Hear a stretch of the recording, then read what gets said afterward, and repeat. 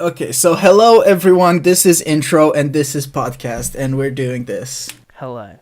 I'm Bailey. I'm an asshole, and together we are.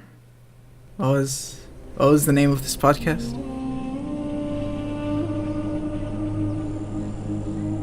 It's your turn to choose a topic from my list, I believe. Right, it is. And you have so many things in your list now. You know what? I literally just watched Ant-Man and the Wasp. Okay, So how about we do the MCU? that sounds good. Everyone already kind of knows what I think of the MCU, but I am way more interested to hear what you think of the MCU. So, I think my opinion is less developed, but I watched Infinity War on the 1st of January, the first thing I watched this year. Okay. And to me, it was like a weird revelation. I was like, oh my god, this strange new form of storytelling for movies really comes together, you know. Yeah. Because I'd watched Thor and a couple of the other movies that lead up to it, and I just felt like, wow, this is this can take stories further than could be done otherwise. And you know, I think partly the reason for that is that the Avengers movies themselves are some of the weaker ones in general. Like the first one's pretty good, the second one's pretty bad, but the first Yes, one, it's not one of the strongest. yeah, Age of Ultron. yeah. I remember seeing it in the cinema and the sound was really bad, but that's not real. Doesn't really matter. And yeah, I just kind of got a newfound appreciation for it, so I wanted to go back and see like how this works and if it's changed. So I'm planning to go back and rewatch them. What do you think overall? What's your thoughts? So, I was always kind of interested in the MCU ever since it started. But it was sort of like this is an interesting little experiment. Like Harry Potter before that has done this experiment of like 9 movies. Was it 9? 8? I think it was 9. Like 9 movies that all had the same actors growing over time and all having like their own little themes, but they all were also kind of a serial as well, which was interesting. And then Marvel decided to take this in a completely different way by having different characters that all were different genres of movies. And of course, much more different themes compared to the Harry Potter movies, and then putting them all together and seeing what comes out of that was interesting. But the thing that actually got me thinking that the MCU is like an actually amazing form of art is, art piece, not form of art. It was a video by Kyle Calgreen that basically said, I'm gonna find a video and put it in the description or something. But this video basically talked about how the MCU's bigger theme was the question of what does it mean to be a hero. And each of their superheroes, this is why they've managed to have so much success, because each of their superheroes was asking this question through a different mindset, through a different philosophy. So like Iron Man, the first Iron Man, or even the second Iron Man, they have a lot of Ayn Rand in him. For sure. They're basically Atlas Shrugged, right? There's literally a scene that could have just been an Atlas Shrugged in Iron Man 2, which is the scene in the tribunal where he is defending his right to his own intellectual property, Yeah. and that he is not responsible for the rest of humanity. It is his invention and only his, and he's the sole person responsible for it and the sole person who can decide anything about it. Then you have like Thor, which is like the first Thor is like Sword in the Stone, basically, and it's also very much inspired by Shakespeare and other like British monarchism. Yeah, I mean, it was directed by Kenneth Branagh, who's like really famous for Shakespeare. Yeah, who also directed a bunch of Shakespeare movies. Loads, yeah. Yeah, and of course, that hero is about the hero that is like either God sent or has royal blood, which is sort of the same thing. Which is why Ragnarok basically was all about the fact that Thor was getting his power from his monarchism, from him being a king, and it basically deconstructed that by also showing the bad parts of monarchism in our history. And of course, it's a really good idea to take Thor and do that with him, because he's literally a king of a sci-fi planet, of a sci-fi sort of empire, but he's also a god, and the whole point of royal rule through blood was that the royals were put on the throne by God. They are sure. Right, and he's literally God and the king, so it's a smart little thing to see that and say, hey, we can. This is like the theme we can do very easily with this character, because like look at it just writes itself. And Captain America is literally the opposite of Iron Man. He's about collectivism and nationalism. And then you have a bunch of other shit. Winter Soldier is like the deconstruction of that, I guess. Yeah. And this is like the interesting part. Like each of their movies is like Iron Man 1 is a construction of the objectivist superhero, but then Iron Man 3 is a deconstruction of that. Thor 1 is a construction of the monarchic hero. Thor Ragnarok is a deconstruction of that. Right. Captain America, the same way. Because Winter Soldier is a deconstruction of that. Which is what they keep doing, and I think it's a really interesting idea. Of course, a lot of the superheroes have only had one movie, and a lot of the times, like Iron Man 2 or Thor 2, it doesn't really work like that, mostly because the second movie is kind of a mess. It's growing pains, man. Yeah. I don't know. I just watched Ant-Man and the Wasp, and I can tell you, like, those growing pains are still there. They still have a problem with that. I mean, the first Ant-Man I wasn't big on either, and I think even that was pretty confused anyway, you know. And then you have, like, Guardians of the Galaxy, who is about hedonism and growing up. And then the bunch of things, and all of these are deconstructed in the second movie. The concept of the family is deconstructed in the second movie via Star-Lord's father. The concept of hedonism is actually not deconstructed. This is the only one where Guardians of the Galaxy 2 is the only one that the core values of the first movie were not deconstructed, but even more enforced. Because in the first movie, each of the character had to deal with their own self-destructionism and staying in the past, and they needed to learn that how to pursue happiness. And in the second movie, they already kind of knew how to pursue happiness, and it was more about Star-Lord's dad being the literal embodiment of everything that is not the pursuit of happiness. So do you think that, in some sense, do you get the sense that Infinity War is wrapping some kind of meta-narrative up, or do you think it's just another... I don't think Infinity War is wrapping any of the other heroes' meta-narratives.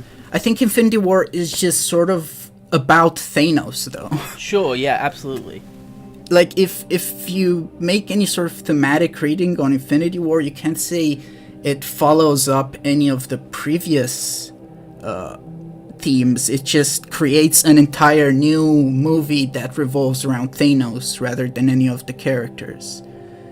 Yeah, I mean, he is a superhero of sorts, right? He's probably a superhero in his own eyes, so that totally makes sense. I mean, it's certainly, if you look at the philosophy of Thanos, the Infinity War is essentially a construction of Thanos' hero than it is commenting on any other hero's themes. Yeah, absolutely. Or philosophies. Which is cool. I like Thanos a lot. I think he's a really cool character. Yeah, and this is built like this interpretation of the Marvel Universe like really made me think, oh, this is like actually amazing. Of course, not all movies are great, and sometimes they're confused, and there are some problems. Well, there's like a weird authorship issue. Yes, this is the really interesting thing about it, because you look at the Marvel Universe, and it's like, you can't say it is the vision of a single person. It is... I often have a problem with the author theory in movies or other media that is created by a lot of people. As the saying goes, it takes a village.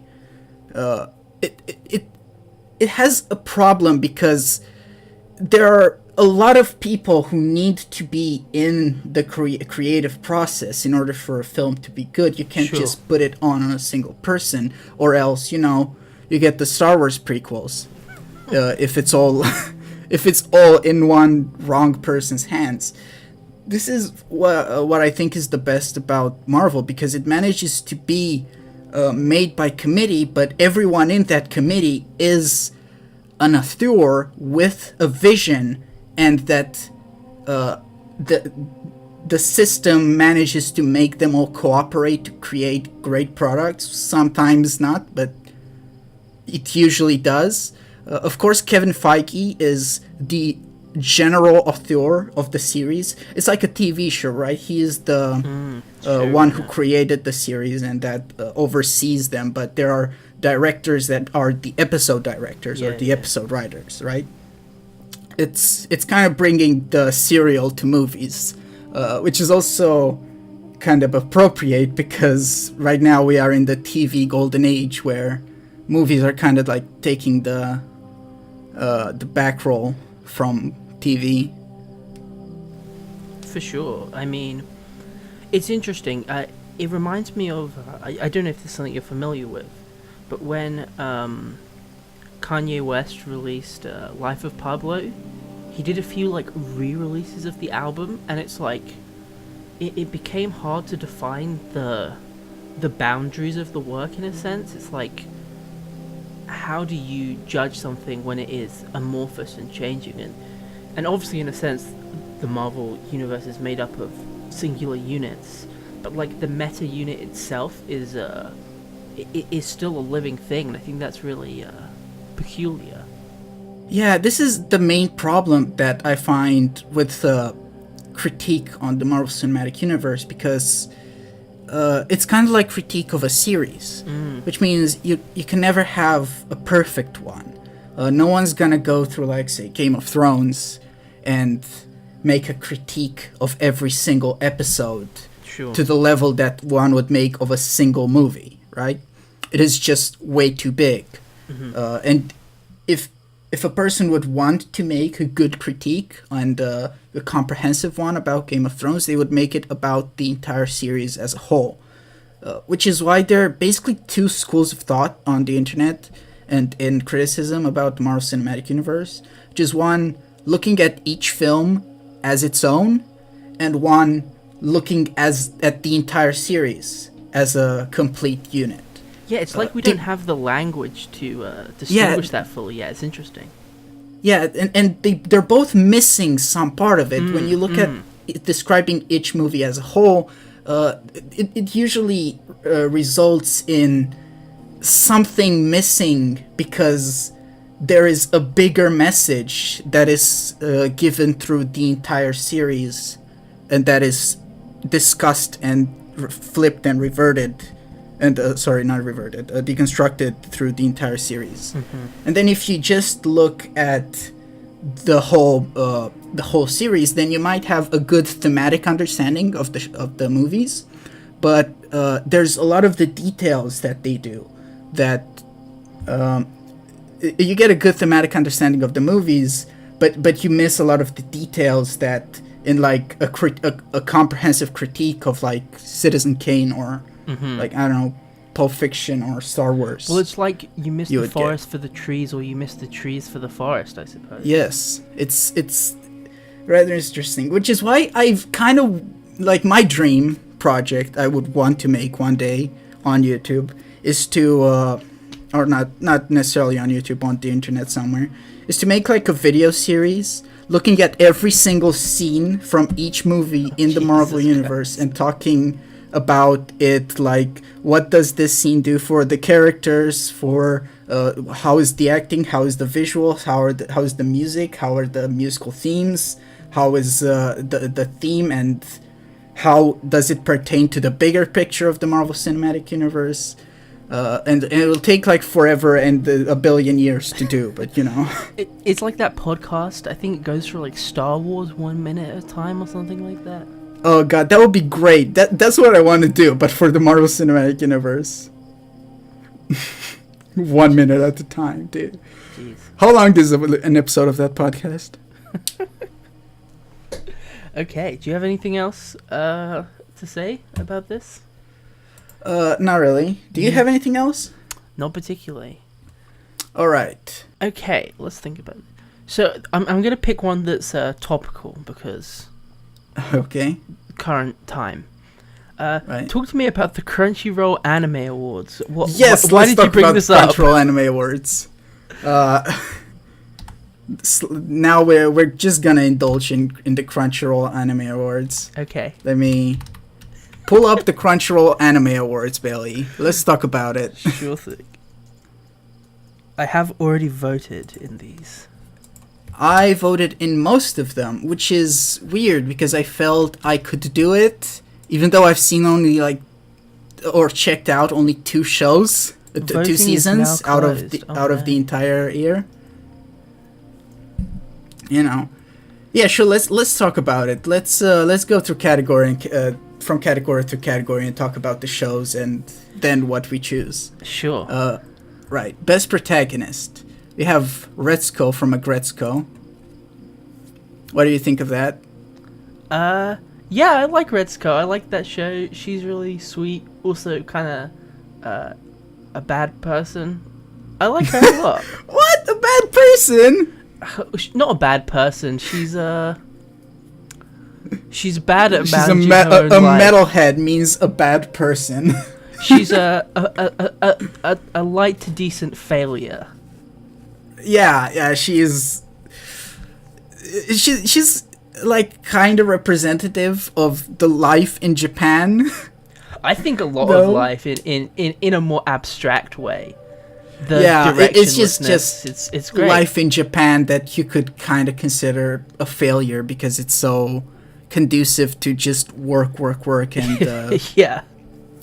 And no individuality because Japanese are fucking heartless drones, soulless abominations of, it's not people. Kill them all. Is basically what I'm saying. Good to know. Okay. Yumeko Jabami. I have not seen either the first nor the new season of Kakegurui. I have seen the first. She's just kind of crazy. She likes gambling. She sees gambling makes her feel sexual. Is she even the protagonist? I thought she was like... she's not really.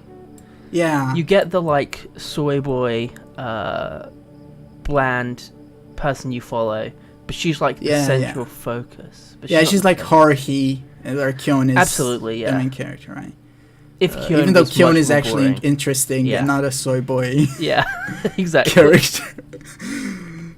Joe from Megalobox. Now... I really liked Megalobox, but Joe wasn't really that interesting. He was like a good way for the show's themes to be transmitted through him, but otherwise he was just sort of shown any Yeah, he's kind of a character. straightforward guy. He's not like too complicated. Yeah. But he does his job very well, and I like him. I wouldn't put him as a like incredible protagonist, but he did good. Yeah, his he had a pretty good arc, I would say, where he realized that being closer to death made him feel more alive, which is the central message of the show. But other than that, he didn't really have any sort of character development other than that arc that he had. Other than that, he was just sort of there. He was mostly reactive. Yeah. Yeah. Violet Evergarden from Violet Evergarden. I didn't even realize that her name was Violet Evergarden. What? Have you not seen it? I have tried seeing it, but it was so boring and ugly that I didn't. This was actually my vote. It was. Oh, did you? Yeah. Did you vote for her? Yeah. I voted for Ritsuko. Retsuko's a close second. So to me, Violet is this great character. She's this. She's to me. She reads as obviously in this show literally, but it's like I know people who have been abused as a child, and it's very much reforming that sense of humanity from the ground up. And to me, I found the show very emotional, very beautiful. I have a very low threshold for melodramas. Oh, If they are not, especially now that I've seen like Sangatsu no Line like twice, okay. There's a certain threshold of quality that if it's lower than that, then it's absolute trash instantly for me. Because I don't feel like I need melodrama. If it's interesting, melodrama is sometimes interesting because it explores feelings that otherwise would not be necessarily explored in media that is supposed to be more entertaining.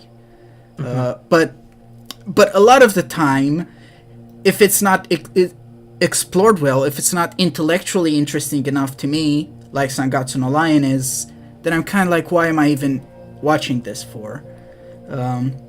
Now, Violet Evergarden, I checked that out like a pretty long time ago, and I've watched like not even the entire first episode, so I cannot really say anything about it because I don't remember. That's fine. It's fine.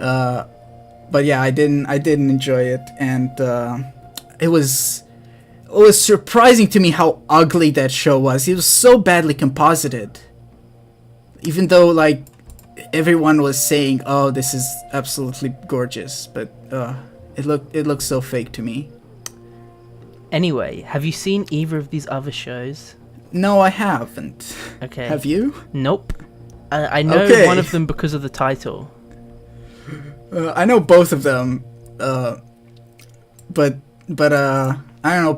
I think people like the slime guy. I think that's like the thing that I'm getting is that the slime show is pretty good. Maybe so. I don't know. Three of these characters I haven't seen anything with, but Agretzko was so good that I just gave it to Agretzko, and I felt pretty decided on that one. And I went with Best Violet antagonist. Evergarden, your favorite. Best antagonist. Okay. We have Ryo Asuka from Devilman Crybaby.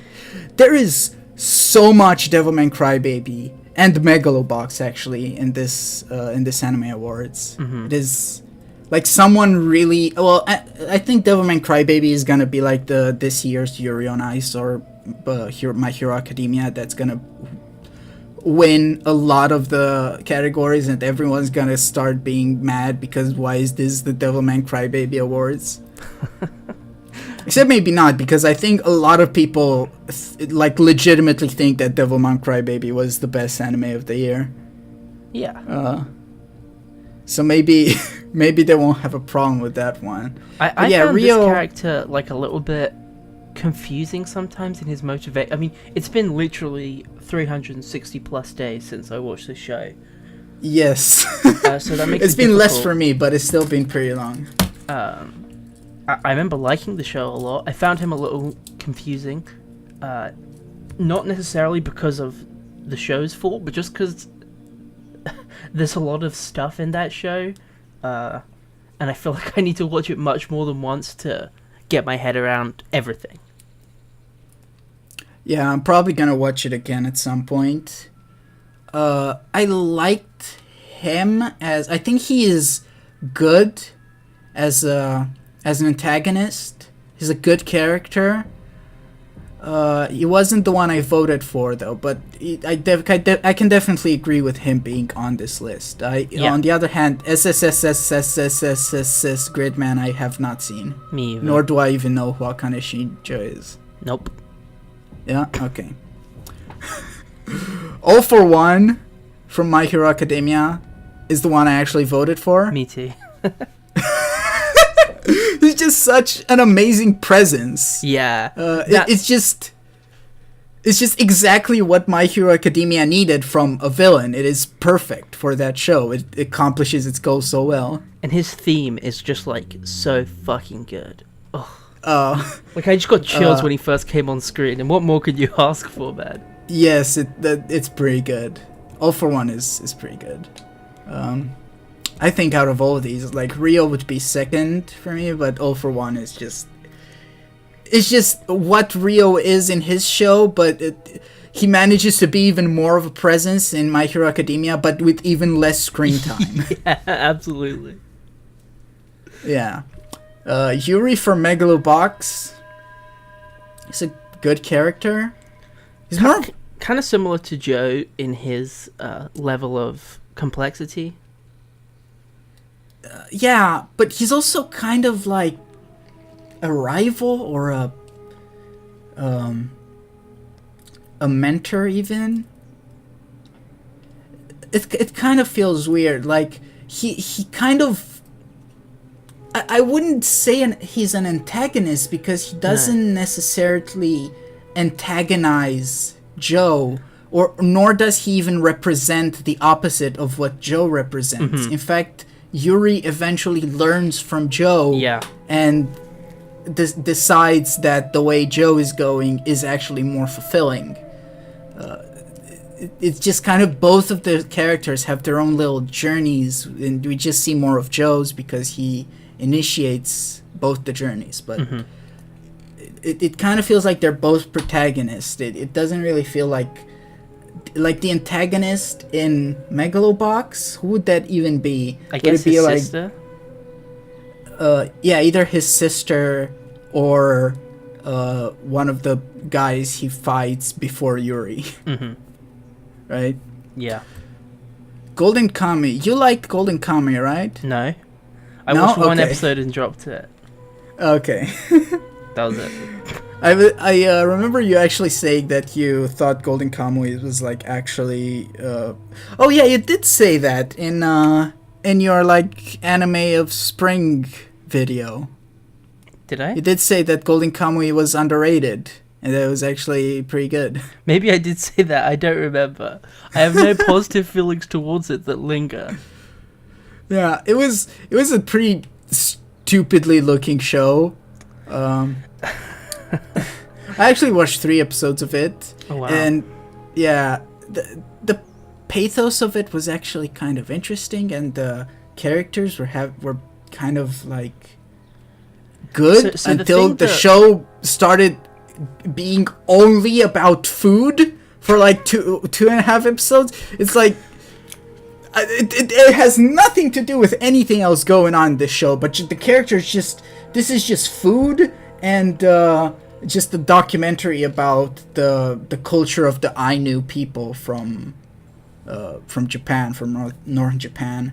The problem for me was how clean the show felt. Like, for a show that's about bears and, eating squirrels or whatever it is they eat and fighting, everyone looks so clean. I feel like this is a kind of story that is generally better. It would have been good if it had the aesthetic of Megalobox, right? Yeah, that's true. Then there's Momonga, who isn't even an antagonist. He's the protagonist of his story. What? I've never seen it. I don't care. He's the protagonist of that show. I don't But care he's a either. skeleton. Yeah. He's an antagonist because he's a skeleton. That is racism if I've ever heard. Best Boy. Best boy. I've only seen like 3 of these shows, and I'm not really convinced on any of them, so I didn't vote on this one. I voted for Midoriya because he's a sweet boy.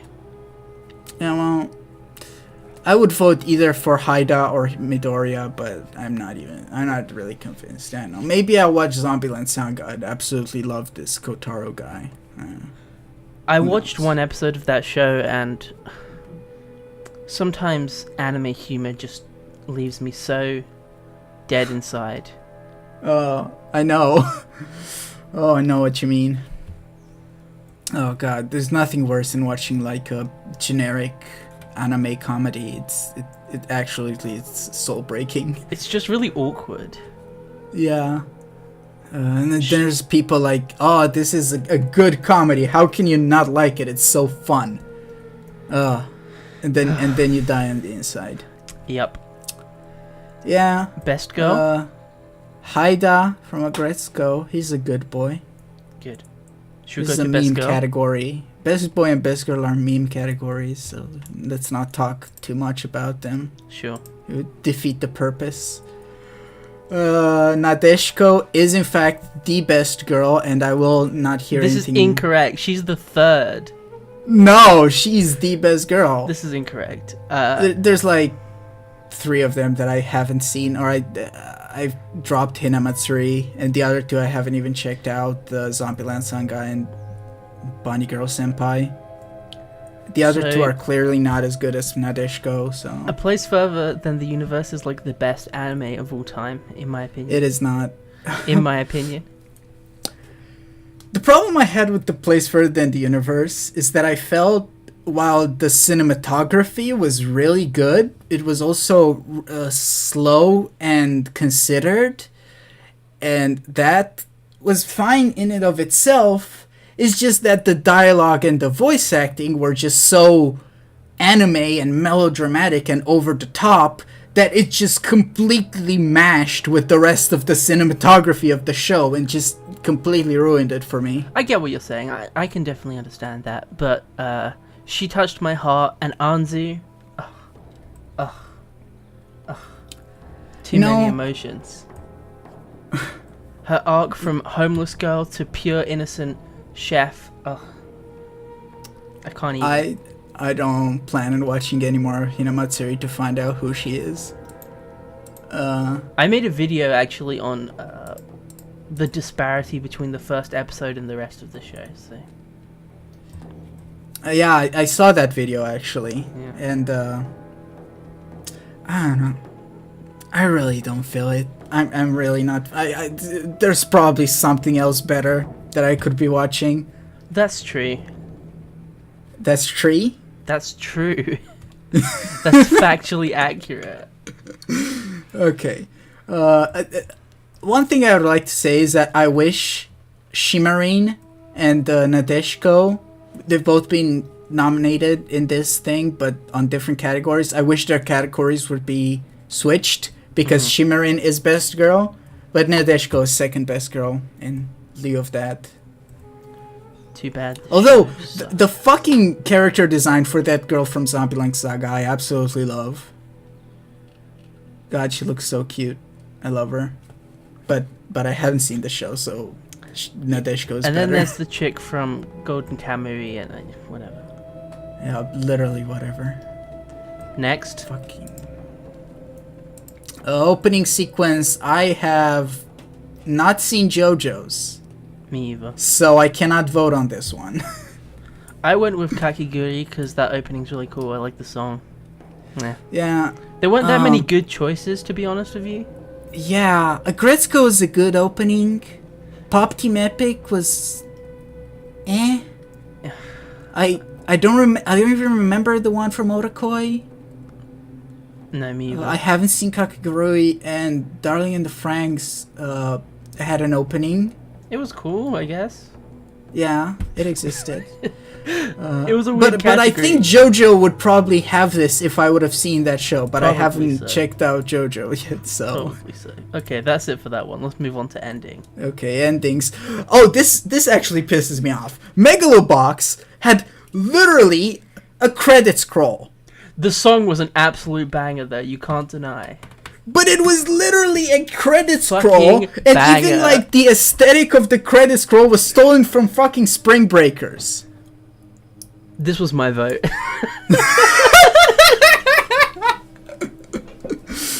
I haven't seen either of the new FLCLs, and Neither. yeah, and the ending of FLCL, like season 1, is like one of my favorite endings, if I not love that, my yeah. favorite ending. So I don't feel like I should vote here. Anything else? I haven't seen Attack on Titan. After the Rain. Boring. Yeah. Review Starlight I haven't seen. I have seen a few episodes of it, but I just don't even remember the ending, so... Yeah. Best Performance VA. I didn't vote in this one. Well, I voted Shimmerin. Although, once again, I wish Nadeshiko and Shimmerin would have been switched, because Nadeshiko's VA was just so amazing, because I would have... If the performance of Nadeshiko was worse than it was, I would have hated that character. I totally get you. I totally felt the same. But yeah, that VA made magic with Nadeshiko. Shimmerin was great too, but Nadeshiko was absolute magic for voice acting. And Shimmerin is actually best girl, so I wish they were switched. Megumi Han from Mickey from Devilman. That was pretty alright. Yeah, it's Retsuko was a good... It's not the one that jumps out to me. Yeah, honestly, yes. Retsuko was pretty alright. Yeah, if I had to vote, I'd probably go Retsuko. That's the one that drew my attention the most. Well, I can't not vote Shimmerin in good conscience, because she is literally on my 3x3 of favorite characters. I don't have one of those things, so... You should.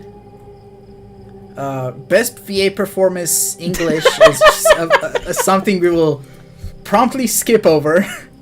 No comment. No comment. Unless you've seen anything in English No. this year. No. Best director.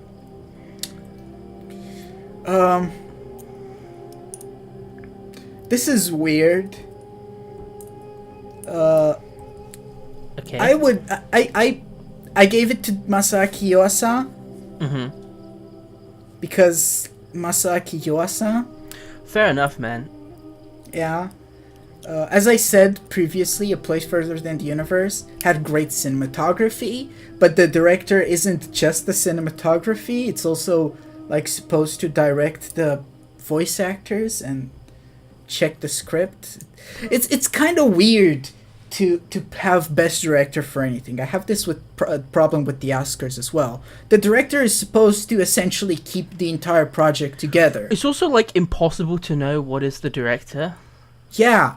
Like, the entire point of the director is that he keeps the project working and keeps the people working together on a single vision. So like, what portion of the movie do you look at and it's like, oh, that is great directing? You just look at the movie and say which one is better, or the show. Usually in this the case. director does the shot list, not the cinematographer. The cinematographer is the executor. So yeah. So I obviously voted for A Place Further Than the Universe. So to me, it was obviously between this and Yuasa and Devilman, and it was like, what do I like more? Amazing animation or amazing cinematography with more realistic animation? And, you know, my choice was made. But then again, that would have been under best animation, right? Which we're gonna get to. Sure.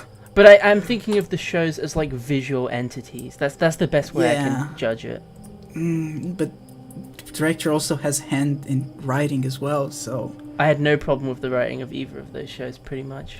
I had a problem with the writing of Place Further Than the I haven't seen Universe, it recently enough to argue with this. Maybe I was washed up in the emotions too much. I don't know. But I didn't have those problems. Let's go to best animation. Okay. I gave the Violet Evergarden. I just said I thought it was really ugly, very badly composited. I think the character design, its aesthetic and complexness didn't work at all with the backgrounds, and it popped and it looks so ugly. It just felt like they weren't actually there because the background was so blurred, and the characters were so well made that it just felt like complete uncanny valley for me, if you can do that in animation. Interesting. Devilman Crybaby had great animation. I voted Place for Further that. Than the Universe had great animation. My Hero Academia had great animation. I have no idea what the fuck a Bloom Into You is. That sounds pretty hot, though. I voted for Megalobox, though. Fair enough. I went for Devilman Crybaby because it's the most interesting animation to me. That would have been my second choice. And because I voted for Place Further Than the Universe in the previous one, so I was like, yeah. Best film, I literally haven't seen anything other than Night is Short Walk On Girl, which is in my favorite anime of all time now. I have seen Fireworks, which was okay. But yeah, Night is Short is so good. It's equally in my top 5. Yeah, it's in my top 5. It's like actually number 4 or something. Yeah. I don't have stuff in that great an order, but it's something like that for me. Me neither.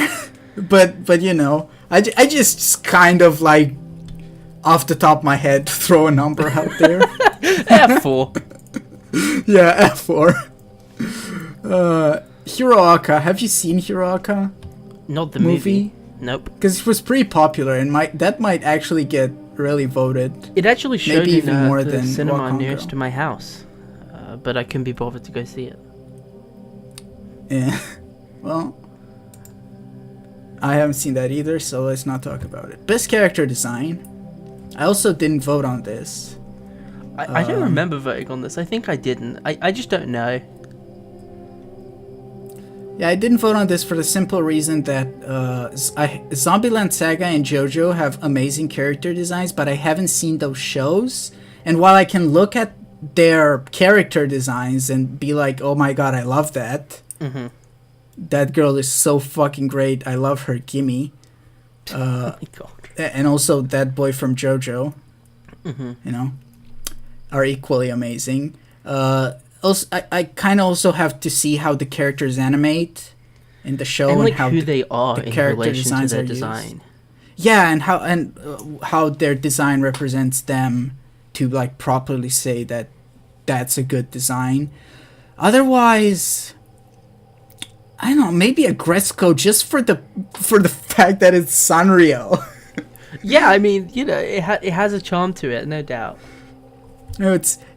I find it kind of interesting how a Gretzko is basically kind of subverting the cuteness of Sanrio characters, but also it's a character that you definitely will want to buy a figure or a plushie of because it's so cute. That is absolutely true. So like the cuteness and the marketability of the character actually kind of works against the show, weirdly. Also, Devilman Megalobox had great character design. Yep. So. Anime of the Year, I also didn't vote on. I did Place Further Than the Universe. There's only one show here I didn't watch, and I don't care. No, I did watch one episode, so... there are shows that I like there's only one that I haven't checked out, is Zombieland Saga, but I like Eurocamp and Agretzko more than Devilman Crybaby and Megalobox. Those are the only shows here that I actually liked, so I didn't vote on it. That's fine. Felt wrong. Best fight scene. Presented by Capcom. Presented by Capcom. Also, the Crunchyroll Anime Awards presented by Devil May Cry 5. What did you choose for this one? I think this is a really obvious choice of All for One versus All Might. Yeah. Pretty Yeah. much. It's like the fight scene that made that entire show for me. Yeah. Satan versus Devilman was pretty good too, but literally everything else is just what? What about Jiren versus Goku? I don't care about Dragon Ball Z. Wow. Or Super, or whatever the fuck that is. And then I there's actually, the... just before we move off the Dragon Ball Super topic, Okay. when I was in the US on holiday, I was watching whatever the block is where they have anime on, and it had Dragon Ball Super, and so I was like, I just left it on in the background, and it had the amazing memed line in this episode, "That man is not black." So I saw it in the flesh. What? That's all. Okay. And then we have the March Comes In Like a Lion wins because the March Comes In Like a Lion is good. Awards. I haven't seen the show. I'm sure it's amazing. Oh. It looks like the best. Did you vote for anyone here then? No. Okay, good. It's literally everything else is bad. March Comes In like a Lion. Oh god, I hate that fucking name so much. Sangatsu no Lion won last year in this category, so they probably win again, especially now that it's even worse competition. Yeah, it's a pretty rough. So yeah. That's that. Do you have any overall thoughts? So interesting to think that so few people have seen this show, yet it has won 2 anime awards of popularity already. Or it will after it wins this one as well. Do you think the live show is going to be better than last year? I haven't seen the live show last year. Oh, good for you. Yes, good for me. Pretty I don't know. Maybe. Hopefully. Fair enough. Let's hope it is. Probably not. Probably will still be just a bunch of YouTubers being cringy. Bad at being on the stage. Yep. I think that's that then. Okay. I'm looking at your topics, Bailey. Uh-huh. And I feel like we should do a shorter one to wrap this up. But like most of them are pretty scary.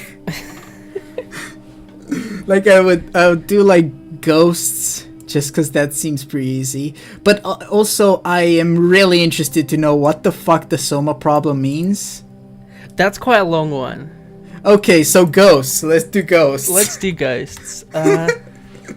So firstly, Mome, do you believe in ghosts? I do not. I don't know if I believe in ghosts. I like in my world of credence, I don't, but it's not like it's zero. It's not like I don't even think it's close to zero. It's just that it's improbable enough that I would say I don't, but it rounds down to zero. Yeah, it rounds down to zero, but yeah.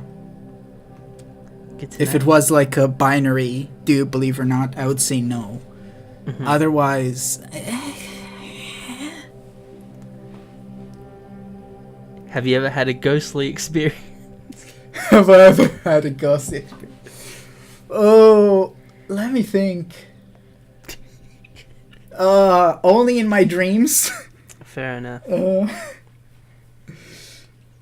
Okay, shall I talk about what I actually wanted to say rather than yes, please. So this is just my theory about the idea of ghosts, the kind of phenomenological origins. So a big point in my life is defined by a friend who I lost when I was about 15, I think. And it's also came from talking to people who, you know, experienced that too, and who were also friends with her. And my friend who was in the same school as her, because I went to an all-boys school, she went to the all-girls school next to me, described how her chair in class would be empty, and there's just this... You're not used to it being like that, and so there's kind of a mental projection of that space, expecting it to be filled. Another similar example of that is I would wake up and think to tell her something, and obviously I cannot. She is not being. But it's like the brain hasn't quite let the person move away into the memory section, I guess, rather than the present section, and there's this kind I know what you mean. Yeah. And actually, like, can I say, this is actually pretty interesting, because I kind of want to talk about this. This is an interesting way of dealing with death, because, like, what am I to you right now, Bailey? Like, right this second, I am a bunch of noise coming through headsets into your ears. Yep. But what you would actually call me, from your point of view, would just be memories in your head that you associate with the noise that is coming right now through your headphones.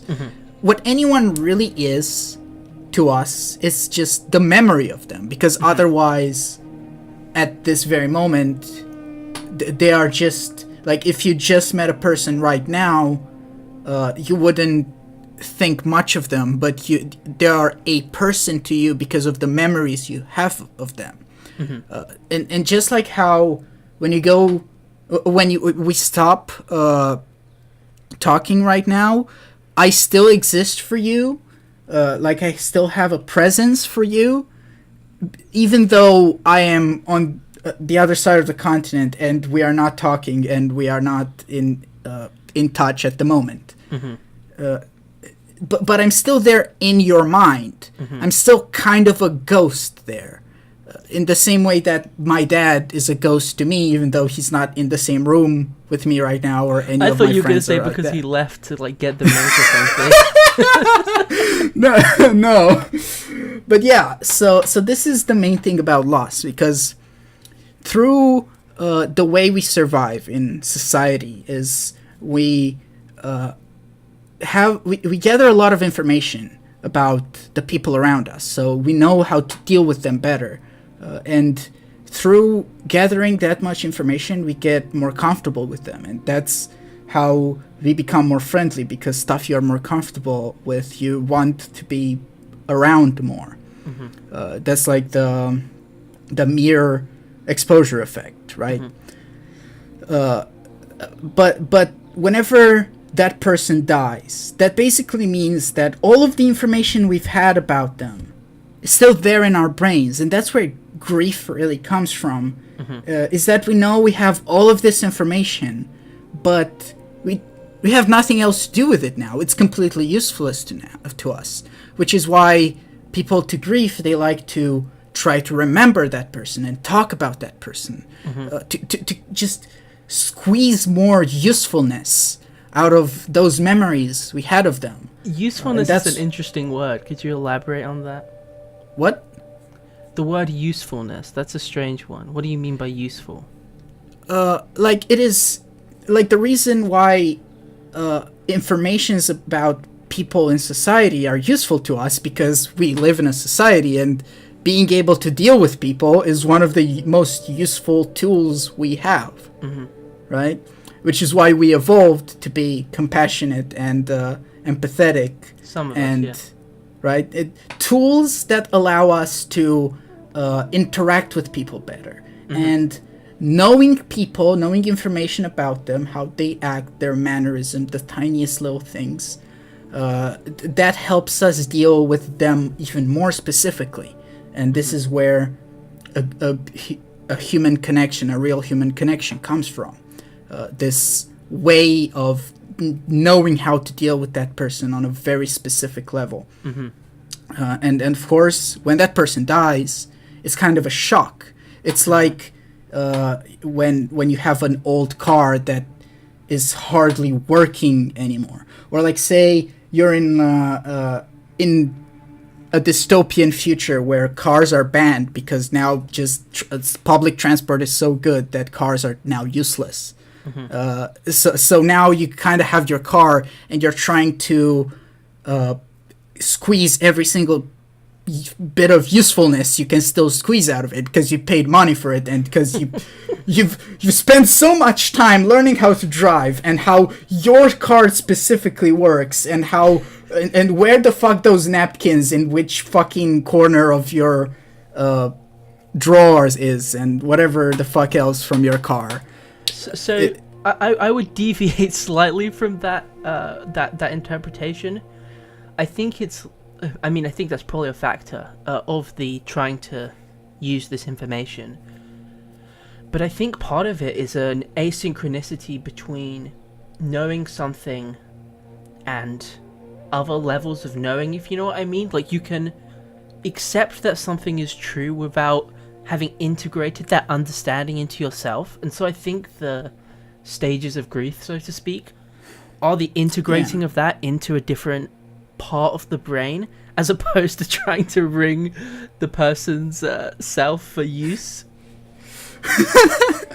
I mean, under all our social mechanism, we are very selfish animals, really. I don't disagree, but I just think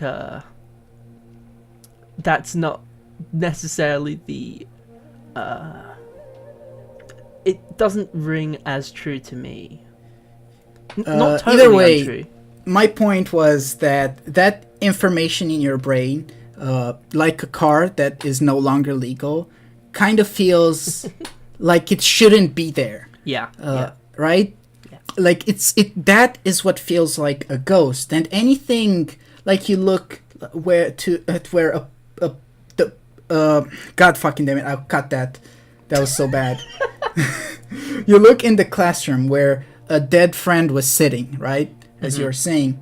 And your brain realizes that you have information about a person living there, but also in your brain you also have information that person doesn't exist. Exactly. So it's a conflict in your brain that kind of feels weird, that results in the concept of a ghost. I'm glad we agree on this. I thought you might shut me down and tell me it was mumbo jumbo, so that's good. No.